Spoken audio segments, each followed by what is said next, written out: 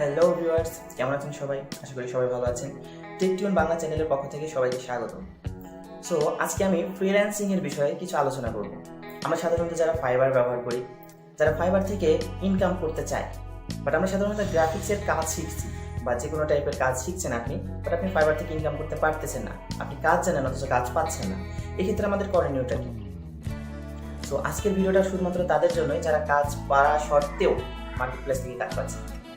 So no problem, হতাশ হবেন না। সবসময় এই জিনিসটা মাথায় রাখবেন যে ধৈর্য সহকারে কোনো একটা জিনিসের পিছনে যদি আপনি লেগে থাকেন তাহলে সেখান থেকে অবশ্যই সাকসেস আসবে। সো ঠিক আছে, আমরা আজকে দেখে নিব কীভাবে আমরা মার্কেট প্লেসে সঠিকভাবে সেটেলমেন্ট হবো বা মার্কেট প্লেস থেকে কীভাবে কাজ নিব, কী কাজ করলে আমরা মার্কেট প্লেস থেকে তাড়াতাড়ি কাজ পাবো।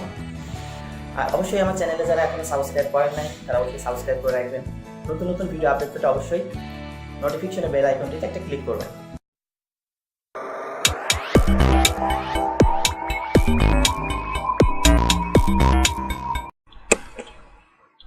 আমরা সাধারণত ফাইবারে অনেকেই অনেকটা গিগ দিয়ে রাখি। তো আমরা সবাই জানি যে সাধারণত নিউ এন্ট্রি লেভেলে আপনি যদি নতুন অ্যাকাউন্ট করেন তাহলে আপনার অ্যাকাউন্টের মধ্যে 7টা গিগ দিতে পারেন। সো আমি এখানে দেখেন আমার গিগে কিন্তু আমি 6টা গিগ দিয়ে রাখছি। তো এখান থেকে আপনাকে কাজ পাওয়ার প্রথম উদ্দেশ্য, আপনি যদি ফাইবারে যদি কাজ পেতে চান আপনাকে প্রথমেই যেটা করতে হবে, আপনাকে ফাইবারে অ্যাক্টিভ থাকতে হবে। এখন আমরা অ্যাক্টিভ কিভাবে থাকবো? সো অ্যাক্টিভ কিভাবে থাকবো সেটা আমরা মোটামুটি অনেকেই জানি বা অনেকেই জানি না। সাধারণত যারা পিসিতে সময় বেশি দেন তারা অবশ্যই যতক্ষণ ধরে আপনি ফেসবুক ব্যবহার করবেন ততক্ষণ ধরে অবশ্যই আপনার ফাইবার অ্যাকাউন্ট এখানে ব্যবহার করবেন। আর অবশ্যই ফাইবারের পেজে মাঝে মাঝে গিয়ে রিফ্রেশ করে আসবেন। আপনার পেজটা রিলোড হলে আপনাকে অনলাইনে দেখাবে। আর আরেকটা ওই সব থেকে বেশি ভালো, যেটা আপনি আপনার অ্যান্ড্রয়েড ফোনে আপনি ফাইবার অ্যাপসের মাধ্যমে লগ ইন করে আপনার অ্যাকাউন্টটা অ্যাক্টিভ থাকতে পারবেন। সো আমরা এখান থেকে দেখেন এখন কি কি টিপস অবলম্বন করলে আমরা খুব তাড়াতাড়ি কাজ পাবো, আমরা সেই বিষয়ের উপর আলোচনা করব। অ্যাট ফার্স্ট আপনাকে যেটা করতে হবে, আপনার গিগ, আপনি কোন র্যাঙ্ক নিয়ে কাজ করবেন, আপনার কোন নিচ, আপনার নিচটা কি, আপনার গিগটা র্যাঙ্কে যাবে কি না যাবে। একটা গিগ যদি র্যাঙ্কে চলে যায় তাহলে কিন্তু অনেক বড় কিছু, অর্থাৎ মার্কেট প্লেস থেকে সেটেলমেন্ট হইতে গেলে একটা গিগ র্যাঙ্ক পেলে এনাফ। সো আমরা কিভাবে গিগ র্যাঙ্ক করব এটার বিষয়ে কিন্তু আমি অলরেডি একটা টিউটোরিয়াল দিয়ে দিছি, আপনারা চাইলে সেটা দেখে নিতে পারেন।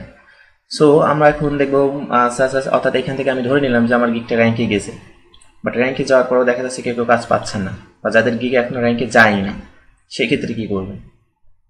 আমাদের প্রথমে সো দেখেন আমাদের এখান থেকে আমরা যেটা করবো, মনে করেন আপনার গিগটা এখন শেয়ারিং এর কাছে আসবে, অর্থাৎ প্রথম আমাদের দিক নির্দেশনা গেছে কি আপনি ফাইবারে অ্যাক্টিভ থাকা। দ্বিতীয় নম্বর হইতে আপনার যেটা করতে হবে সেটা হচ্ছে গিগ মার্কেটিং।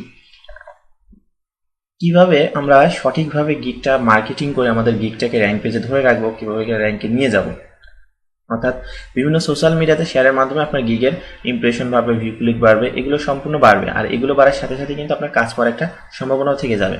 সো আমরা দেখেছি আমরা কিভাবে শেয়ার করব। সো আমি এই গিগটাকে শেয়ার করতে চাচ্ছি। তো দেখেন আমার এখানে 1.4K ইমপ্রেশন হয়ে গেছে। সো আমি এখানে দেখেন আমি অপশনের এখানে ক্লিক করব শেয়ার। অ্যাট ফার্স্ট আপনাকে যেটা করতে হবে, এখানে দেখেন আমাদের যতগুলো সোশ্যাল সাইট আছে, ফেসবুক, লিঙ্কডইন, টুইটার, এগুলো মোটামুটি আমরা সাধারণত সবাই ব্যবহার করি। তো ফেসবুক সব থেকে বেশি ব্যবহার করেন, লিঙ্কডইন, টুইটার হয়তো অনেকেই ব্যবহার করেন না, বাট লিঙ্কডইন, টুইটার কিন্তু সব থেকে বেশি ব্যবহার করবেন। কারণ ফেসবুকে আপনার যে ফ্রেন্ডগুলো আছে তারা হচ্ছে বাংলাদেশের, আর আপনি লিঙ্কডইন, টুইটারে যদি আপনার গিগের লিঙ্কটা যদি পেস্ট করে আসেন বা গিগটাকে যদি শেয়ার করেন, সেখানে কিন্তু অনেক বাইরের কান্ট্রির লোকজনও পাওয়া যাবে। সো তারা যখন দেখবে আপনার সার্ভিসটা এরকম, তারা কিন্তু অনেকেই সার্ভিসটা দেখে পছন্দ করতে পারে বা সার্ভিসটাকে নেওয়ার জন্য আপনার গিগের উপর ক্লিক করতে পারে। সো অবশ্যই লিঙ্কডইন, টুইটারে ভালো মানের একটা প্রোফাইল খুলে ফেলবেন। সো আমি প্রথমত যেটা করব, আমি টুইটারের উপর একটা ক্লিক করব। দেখেন এখানে কিন্তু টুইটের উপর চলে আসছে অটোমেটিকলি। দেখেন আপনার টুইটারটা অবশ্যই আপনার পিসিতে লগ ইন করে রাখবেন। সো টুইটের উপর ক্লিক করবেন, অটোমেটিকলি দেখেন আপনার গিগের লিঙ্কটা কিন্তু এখানে পেস্ট হয়ে যাবে। সো এখানে সামথিং টেকনিক্যাল প্রবলেমের কারণ দেখাচ্ছে তারা। আচ্ছা ঠিক আছে, আমরা একটু দেখে আসি।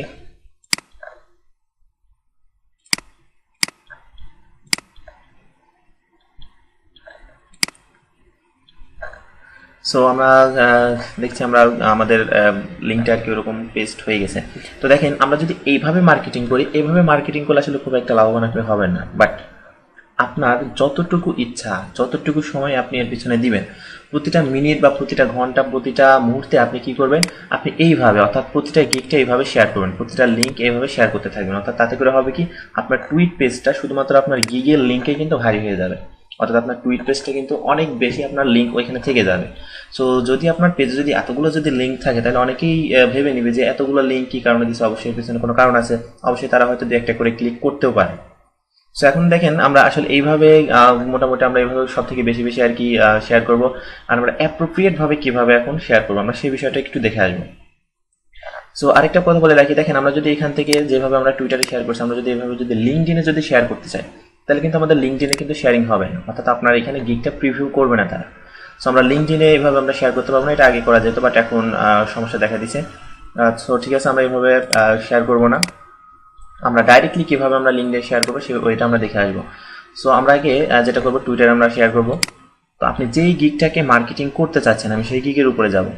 দেখেন আমি এই গিগটাকে মার্কেটিং করব, কোনো সমস্যা নাই, আমি এই অপশনের উপর ক্লিক করে আবার শেয়ার বাটনের উপর ক্লিক করব।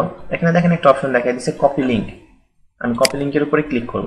তো লিঙ্কটা আমাদের কপি হয়ে গেছে, আমি টুইটার পেজে চলে গেলাম। তো টুইটার পেজে আসার পর আমাদের এখানে যেটা করতে হবে আমরা নিজের মতো করে এখানে আর কি সাজায় লিখবো। তো আমি এখান থেকে আমি আমার মতো করে লিখে দিচ্ছি।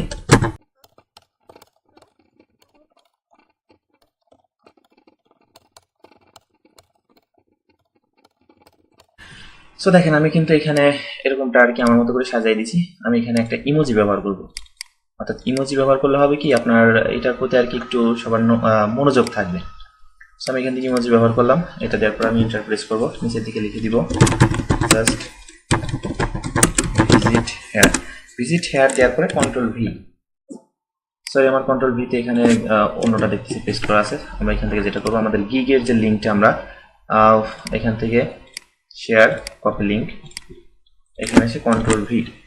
তো দেখেন আমরা যে গিগের যে লিঙ্কটা আমরা ওইখান থেকে কপি করবো, শেয়ারিং এর থেকে যেটা কপি করছি সেই লিঙ্কটা কিন্তু এখানে এসে পেস্ট করবো। এখন এন্টার প্রেস করে আমাদের এখানে যেটা করতে হবে, আমাদের বাম সাইডে দেখতে পাচ্ছি আমাদের কয়েকটা ট্রেন্ডস, এই ট্রেন্ডসগুলো যেগুলো হ্যাশট্যাগ সহকারে আছে আমরা এই হ্যাশট্যাগুলো নিয়ে এখানে পেস্ট করে দিব, অর্থাৎ এখান থেকে কপি করে এখানে এসে পেস্ট। সো এখানে যে যতগুলো পাবো আমরা ততগুলো পেস্ট করে দিব। অর্থাৎ এনাদের এগুলো আর কি জাস্ট একটা হ্যাশট্যাগ ব্যবহার করে আমরা যেটাকে আর কি ফেসবুকে আমরা ট্যাগ করি, একটা ফ্রেন্ডকে ট্যাগ করি, আমাদের এগুলো কিন্তু অনেকটা ট্যাগ টাইপের। অর্থাৎ আমরা যে পোস্টটা করছি আমাদের এই পোস্টটা কিন্তু এনাদের ভিতরে কিন্তু চলে যাবে। সো আমরা এখান থেকে যতগুলো পারি ততগুলো কিন্তু এখান থেকে ট্যাগ করে দিতে পারি, যতগুলো করবো ততগুলোই বেটার।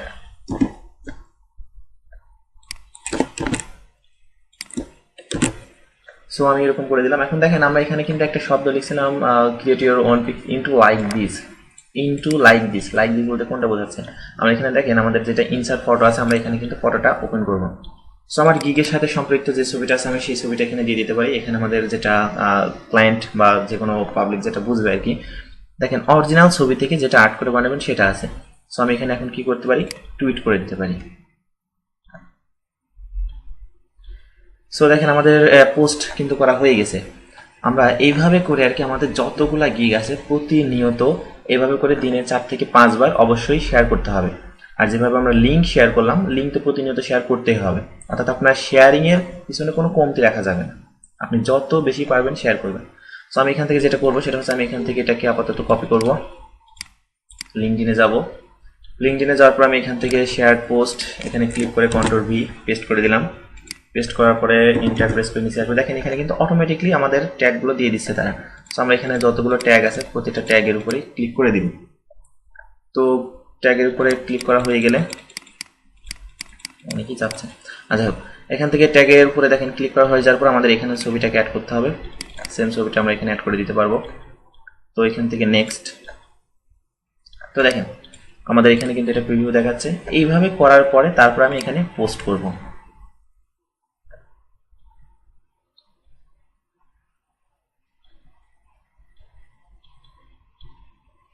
তো দেখেন আমাদের লিঙ্কডিনেও কিন্তু পোস্ট করা হয়ে গেল। এইভাবে করে আর কি আপনার লিঙ্কডিনে পোস্ট করতে হবে। তো এইটা গেল আমরা প্রপারলি ভাবে কিভাবে আমরা গিগ শেয়ার করব। এখন আমাদের আরেকটি ইম্পর্টেন্ট বিষয় যেটা, সেটা হচ্ছে আমাদের পোর্টফোলিও। আমরা পোর্টফোলিও লিঙ্ক কিভাবে করব বা পোর্টফোলিও সাইট কিভাবে বানাবো, আমরা বিভিন্ন পোর্টফোলিওতে কিভাবে অ্যাকাউন্ট খুলবো এটার উপর আমি একটা টিউটোরিয়াল করব। সো আমাদের যেটা এখন জানবো সেটা হচ্ছে, দেখেন আমার এখানে একটা পোর্টফোলিও সাইট আছে flickr.com। আমরা সাধারণত পোর্টফোলিওর সাইট সম্পর্কে ফ্লিকার সম্পর্কে অনেকেই মোটামুটি জানি। তো আমাদের ফ্লিকারে একটা অ্যাকাউন্ট খুলে ফেলতে হবে। তো দেখেন আমাদের ফ্লিকারে যদি অ্যাকাউন্ট আমাদের খোলা থাকে তাহলে তো ভালো, যদি খোলা না থাকে অবশ্যই ফ্লিকারে একটা অ্যাকাউন্ট খুলে নেবেন। এখানে দেখেন আপনাকে যেটা করতে হবে সেটা হচ্ছে আপনি যে কাজগুলো করছেন রিসেন্টলি, আপনি যে কাজগুলো করছেন বা আপনার যে কাজগুলো করা আছে, অবশ্যই এগুলো কিন্তু নেট থেকে নামাই দিবেন না, এগুলোটা কখনোই করবেন না। আপনি যে কাজগুলো করছেন আপনার নিজের কাজগুলা আপনার পোর্টফোলিও হিসেবে এগুলো অ্যাড করে রাখতে পারবেন। অর্থাৎ এখন এইটার গুরুত্বটা কতটুকু, আমরা সাধারণত দেখেন আমাদের পোর্টফোলিও, আপনি অ্যাকাউন্ট খুলছেন আজকে, অথচ অনেকেরই ডিসক্রিপশন বক্সে লেখা থাকে আপনার এত বছরের এক্সপিরিয়েন্স, এত বছরের, এগুলো দেওয়ার কোনো দরকার নেই। ঠিক আছে, আপনি 4 বছরের এক্সপিরিয়েন্স দিলেন অথচ অ্যাকাউন্ট খুললেন আজকে, এটা ক্লায়েন্ট কী ভেবে নিলেন? সো আমরা যেটা করবো এখন দেখেন, আমাদের ডিসক্রিপশনের বক্সে আমরা যখন গিগ দিব, গিগের ডিসক্রিপশন বক্সে আমাদের লিঙ্কটা কিন্তু পেস্ট করে দিতে পারি। অর্থাৎ আমাদের ওইখানে কিন্তু আমরা ওটা বলে নিতে পারি যে আমার এক্সপিরিয়েন্স আছে, ওভারঅল এক্সপিরিয়েন্স আছে, আপনি চাইলে আমার পোর্টফোলিওগুলো দেখে আসতে পারেন। সো সেইখানে আমরা ফ্লিকারের এই লিঙ্কটা শেয়ার করতে পারি। বাট একটা জিনিস মাথায় রাখবেন, ফাইবারে কিন্তু কোনো প্রকার লিঙ্ক শেয়ার করা যাবে না। বাট আমাদের পোর্টফোলিও লিঙ্কটা আমরা এখান থেকে শর্ট লিঙ্ক করে অবশ্যই পেস্ট করে দিতে পারবো। সো এখান থেকে আমাদের যেটা করতে হবে এখন সেটা হচ্ছে আমরা এই লিঙ্কটা কীভাবে কাজে লাগাবো, ডিসক্রিপশন বক্সে তো অবশ্যই দিবেন। সো দেখেন এখান থেকে আমরা যেটা করবো সেটা হচ্ছে আমরা যখন বায়ার রিকোয়েস্ট করবো, একটা বায়ারকে যখন আপনি রিকোয়েস্ট করতে যাবেন, একটা বায়ার রিকোয়েস্টের মধ্যে কিন্তু আপনি এখানে কিন্তু আপনার লিঙ্কটা দিয়ে আসতে পারবেন। অর্থাৎ সবাই কিন্তু বাইরের কাছে যেভাবে রিকোয়েস্ট করে, আমরা কিন্তু রিকোয়েস্ট এভাবে করি যে হ্যালো স্যার আমাকে কাজ দেন, এই সেই কাজ দেন, আমার এত বছরের এক্সপিরিয়েন্স, এই সেই, এত কিছু দেওয়ার কোনো প্রয়োজন পড়বে না। আর হাবড়িজাবি লিখে একেবারে পুরো একটা রচনা লিখে কখনোই ক্লায়েন্টের কাছে পাঠাইবেন না, কারণ ক্লায়েন্টের হাতে অতটা সময় নেই যে আপনার অত বড় জিনিস পড়তে যাবেন। ওখানে সংক্ষিপ্ত কোনো কিছু লিখে দিবেন, ক্লায়েন্ট যেটা চাচ্ছে সেই অনুপাতে কোনো কিছু লিখে দিবেন, লেখার পরে এখানে নিচের দিকে একটা লিঙ্ক অর্থাৎ আপনার পোর্টফোলিও লিঙ্কটা পেস্ট করে দিতে পারেন। এতে করে হবে কি, ক্লায়েন্টের যদি একটু সময় সুযোগ থাকে আপনার পোর্টফোলিওর সাইটে অবশ্যই এসে ভিজিট করে যাবে।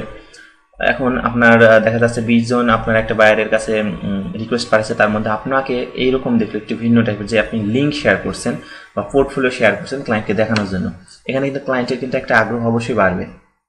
সো যখন ক্লায়েন্ট দেখবে যে আপনার কাজগুলো এরকম বা আপনার কাজের একটা স্যাম্পল আছে, ক্লায়েন্টকে প্রুফ দেখাচ্ছেন, সেহেতু কিন্তু অবশ্যই ক্লায়েন্ট আপনাকে নক করবে।